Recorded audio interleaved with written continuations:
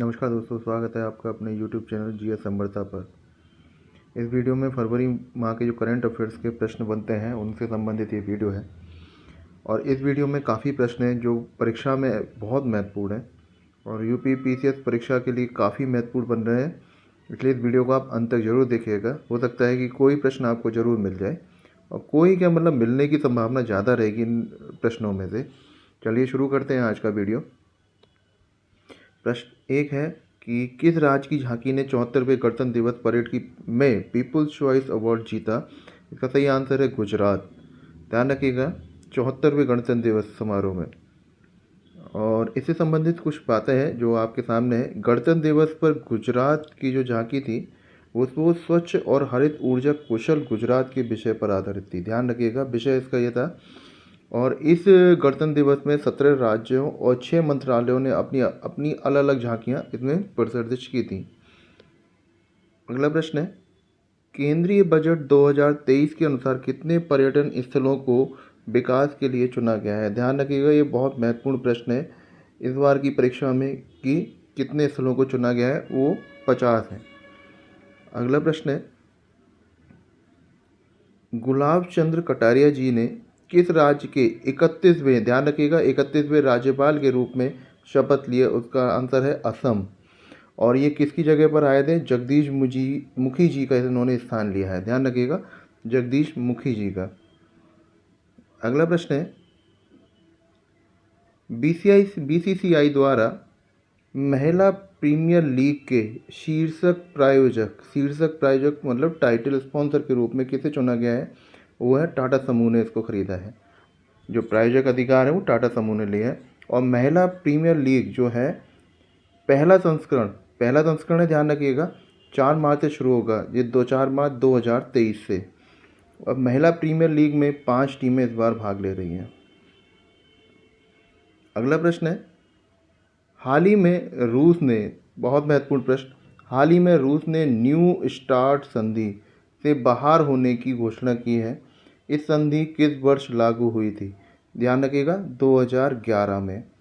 और ये संधि हुई थी, ये अमेरिका और रूस के बीच लागू की गई, जो हथियारों की संख्या में कमी लाने और उन्हें सीमित करने के लिए थी। ध्यान रखिएगा, सीमित करने के लिए। अगला प्रश्न है,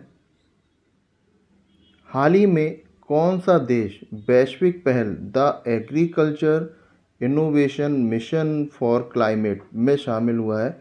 उसका आंसर है भारत। ये जो वैश्विक पहल हुई है the agriculture innovation mission for climate की, ये संयुक्त राज्य अमेरिका और संयुक्त अरब अमीरात की एक संयुक्त पहल है। ध्यान रखिएगा, 2 कंट्री हैं जिनकी शुरुआत इन्होंने शुरू किया है, वो अमेरिका और संयुक्त अरब अमीरात। इससे ये किस लिए है? ये है जलवायु स्मार्ट कृषि और खाद्य प्रणालियों के निवेश और नवाचार को समर्थन करता है ये वाला। अगला प्रश्न है, हाल ही में विदेश मंत्रालय का प्रमुख कार्यक्रम एशिया आर्थिक संवाद, ध्यान रखिएगा एशिया आर्थिक संवाद किस शहर में शुरू हुआ? इसका आंसर है पुणे, महाराष्ट्र। और इस विषय का मतलब इसका विषय क्या था, थीम क्या थी? वो था एशिया और उभरती हुई विश्व व्यवस्था। अगला प्रश्न है, हाल ही में भारतीय नौसेना ने समुद्री सुरक्षा में सहयोग बढ़ाने के लिए किस देश के साथ समझौता ज्ञापन पर हस्ताक्षर किए हैं? इसका आंसर है सेशेल्स। और ये है समुद्री सुरक्षा में मौजूदा सहयोग बढ़ाने के लिए सूचना साझाकरण नेटवर्क का विस्तार करना। अगला प्रश्न है, हाल ही में किस देश ने डेंगू के प्रकोप को देखते हुए स्वास्थ्य आपातकाल, ध्यान रखिएगा स्वास्थ्य आपातकाल घोषित किया? इसका सही आंसर है पेरू। और पेरू एक दक्षिणी अमेरिकी देश है और पेरू की राजधानी लीमा है। दोस्तों ध्यान रखिएगा, पेरू की राजधानी, ये प्रश्न बनता है यहाँ पर, पेरू की राजधानी पूछ लेता है लीमा, या ऑप्शन आपको दे देगा 2-3 में से, फिर आपको कंफ्यूज करेगा। और एक मैं यह प्रश्न आपको कहूँगा दोस्तों कि एक आंसर आप कमेंट्स में दीजिएगा कि पेरू की मुद्रा कौन सी है? पेरू की मुद्रा का नाम क्या है? उसको आप मेरे कमेंट्स बॉक्स में इसका आंसर दीजिएगा। दोस्तों अगला प्रश्न है, प्रख्यात नृत्यांगना कनक रेले जी का हाल ही में निधन हो गया है। वह किस शास्त्रीय नृत्य के लिए प्रसिद्ध थी? इसका सही आंसर था मोहिनी अट्टम। ध्यान रखिएगा, मोहिनी अट्टम। इन्हें भारत सरकार द्वारा पद्म विभूषण से सम्मानित किया गया था। मध्य प्रदेश सरकार द्वारा कालिदास सम्मान भी इनको मिला था और पद्मश्री से भी इनको पुरस्कृत किया गया था। और भी इनको काफ़ी पुरस्कार मिले हैं, जो मुझे अभी महत्वपूर्ण मतलब लगे थे ज़्यादा से ज़्यादा, वो मैं आपके सामने लेकर आया हूँ। दोस्तों अगला प्रश्न है,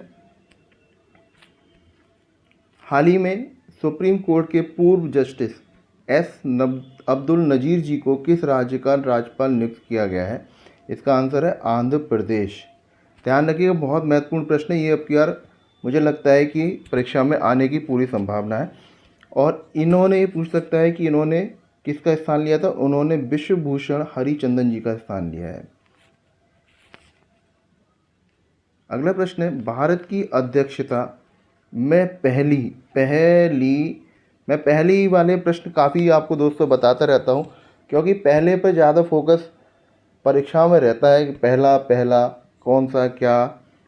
पहला G20 वित्त मंत्रियों और सेंट्रल बैंक के गवर्नर्स की बैठक किस शहर में आयोजित हुई? इसका सही आंसर है बेंगलुरु। अगला प्रश्न है दोस्तों, ये ध्यान रखिएगा, महिला T20 विश्व कप 2023 का आयोजन किस देश में किया गया? दक्षिण अफ्रीका।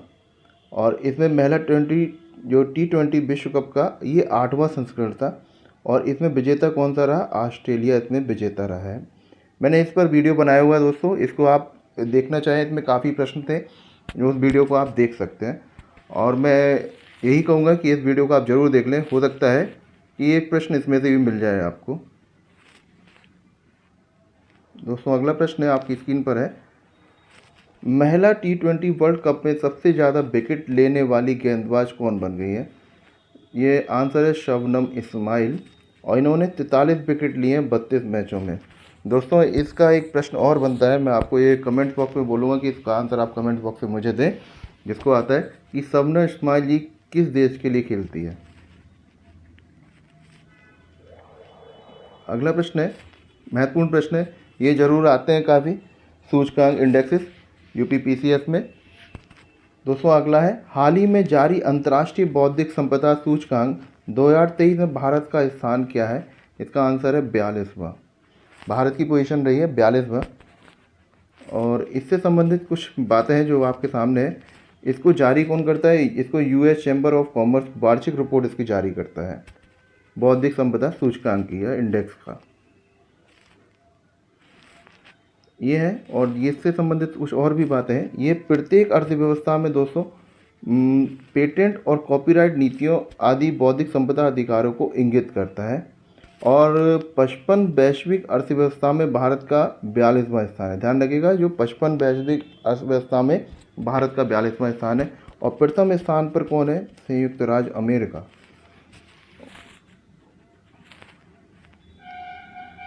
अगला प्रश्न है, भारत में महत्वपूर्ण प्रश्न, भारत में यूनिफाइड पेमेंट इंटरफेस UPI ने किस देश के साथ क्रॉस बॉर्डर कनेक्टिविटी लॉन्च की?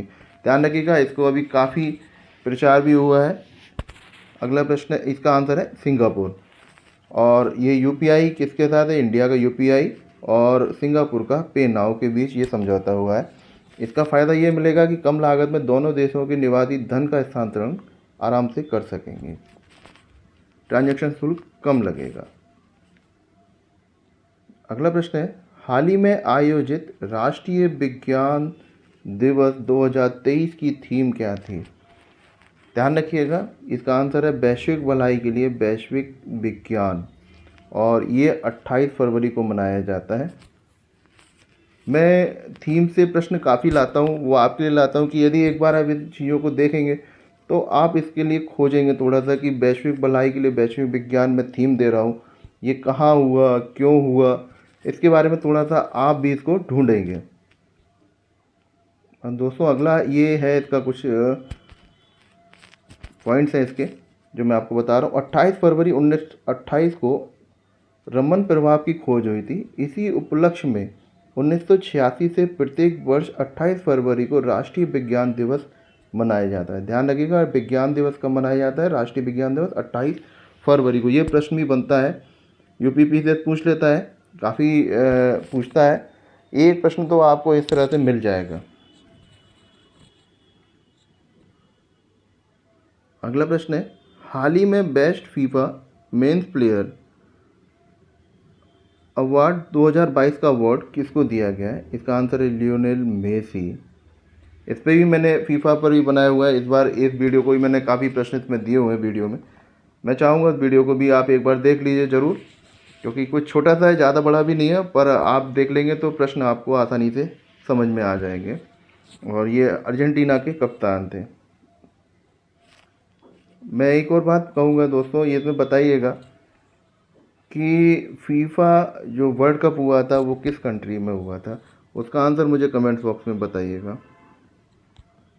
दोस्तों मैं एक फिर कहूँगा आपसे कि आप इस चैनल पर नए हैं तो इस चैनल को सब्सक्राइब जरूर कर लीजिएगा और बेल आइकन को प्रेस कर लीजिएगा। और जब भी कोई वीडियो अपलोड होगा तो आपको नोटिफिकेशन ज़रूर मिल जाएगा। और सब्सक्राइब करने के लिए कोई पैसा कोई नहीं लेता है, तो मैं चाहूँगा कि एक बार आप सब्सक्राइब जरूर कीजिएगा।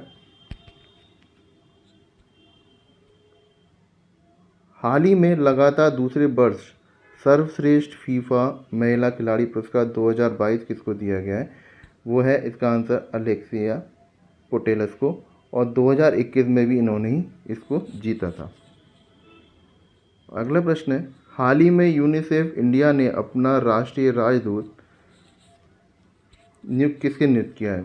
किसे अपना राष्ट्रीय राजदूत नियुक्त किया है? ये है आयुष्मान खुराना।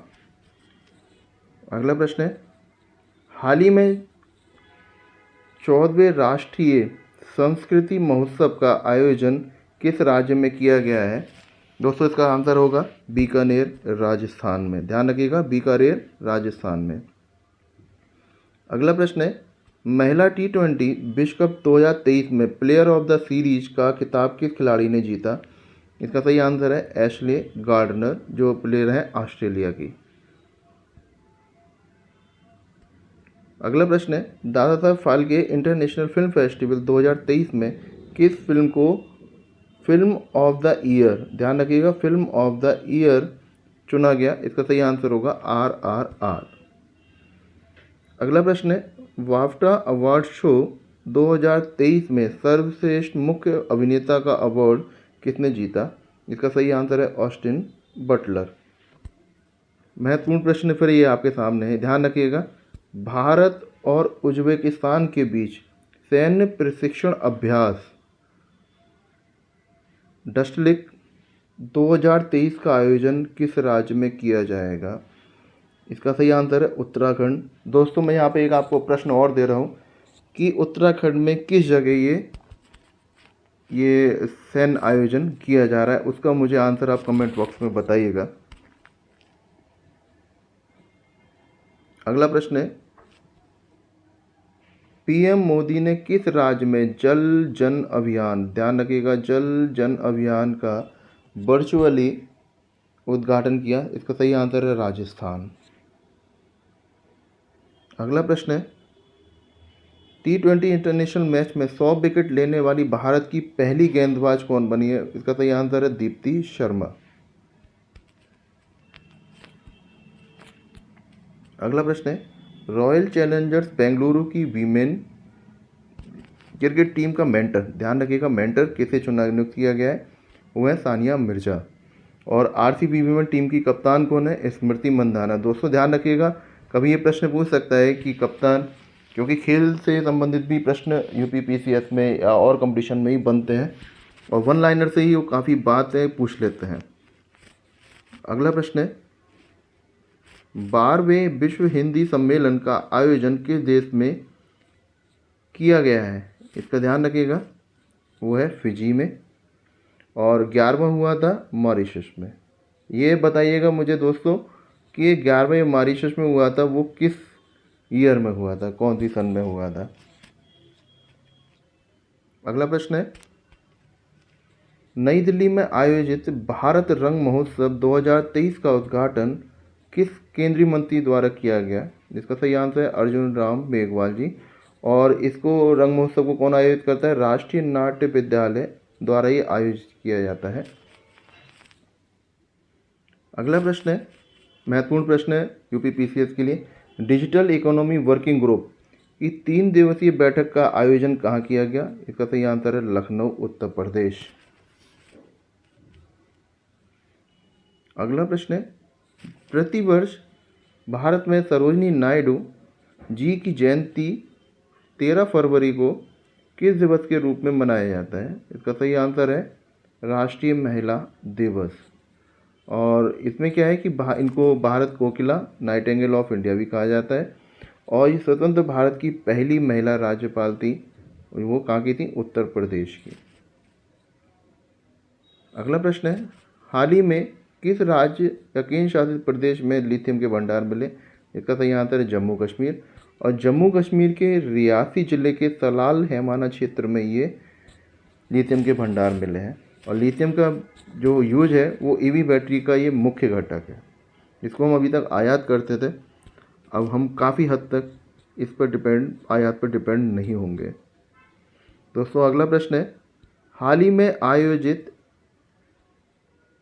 एरो इंडिया 2023 की थीम क्या थी?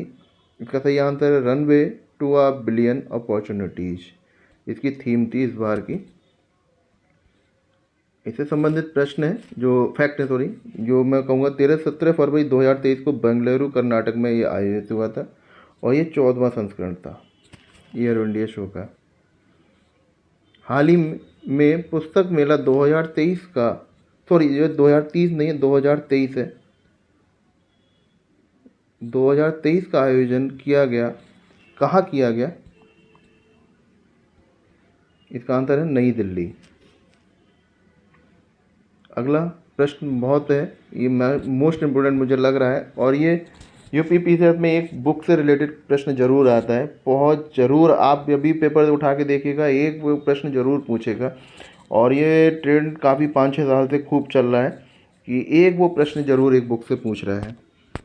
हाल ही में Modi shaping a global order in flux नामक पुस्तक किसने लॉन्च की? ये है जयप्रकाश नड्डा जी ने।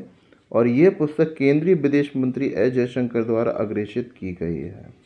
ध्यान रखिएगा, इसको लॉन्च किया था जयप्रकाश नड्डा जी ने। दोस्तों आज के वीडियो में ये इतना ही है। और 1-2 दिन में टेस्ट सीरीज़ का ही वीडियो आने वाला है। और मैं ये कहूँगा कि वीडियो काफ़ी आ रहे हैं और आते रहेंगे। और इस चैनल को आप सब्सक्राइब जरूर कर लीजिएगा। और वीडियो अच्छा लगा तो लाइक ज़रूर कीजिएगा। और मैं यही कहूँगा कि बेल आइकन को ज़रूर प्रेस कर दीजिएगा। वीडियो देखने के लिए दोस्तों आपका बहुत बहुत धन्यवाद।